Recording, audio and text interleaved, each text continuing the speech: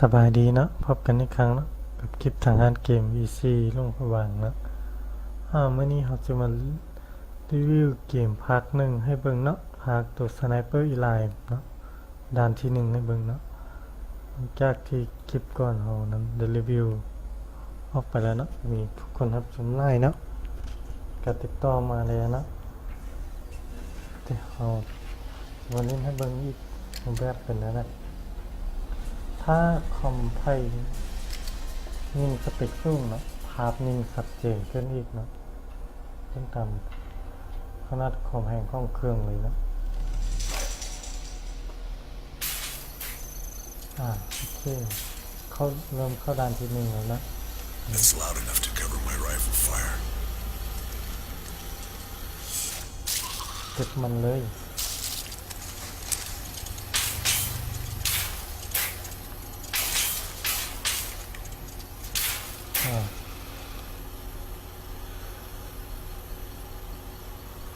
นี่ไม่เพิ่งมาเนาะไม่เพิ่งไม่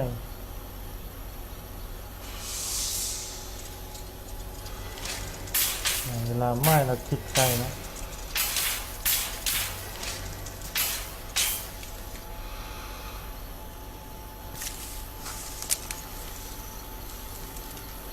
ของบนก่อน This เครื่อง is a มือ good place to use my binoculars. โอเคสถานที่ดีที่จัดการมัน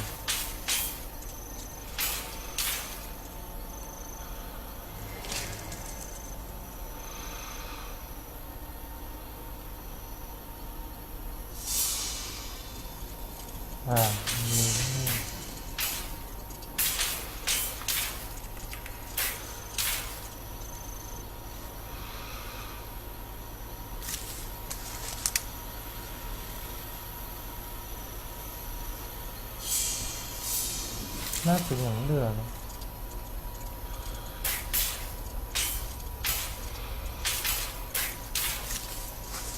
โอเค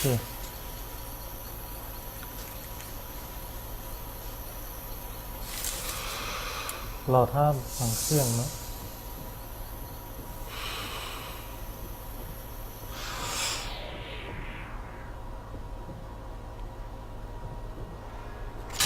นี่นะ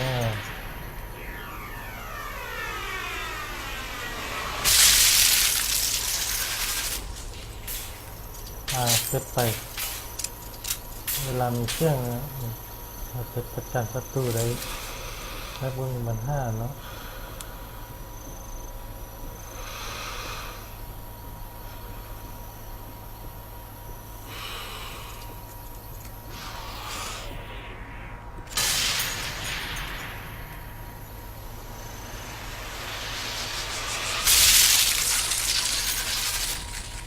ปะ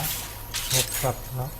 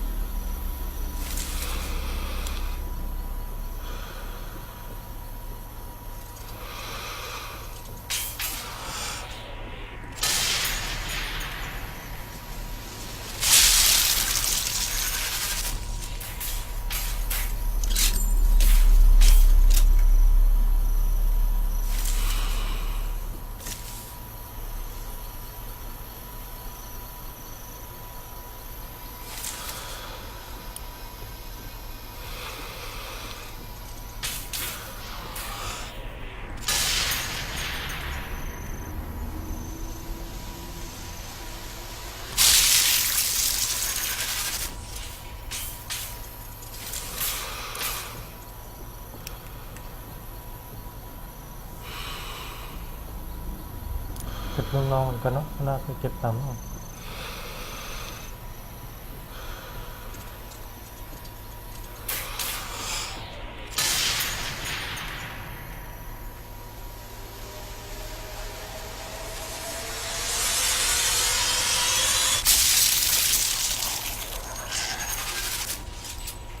โอเค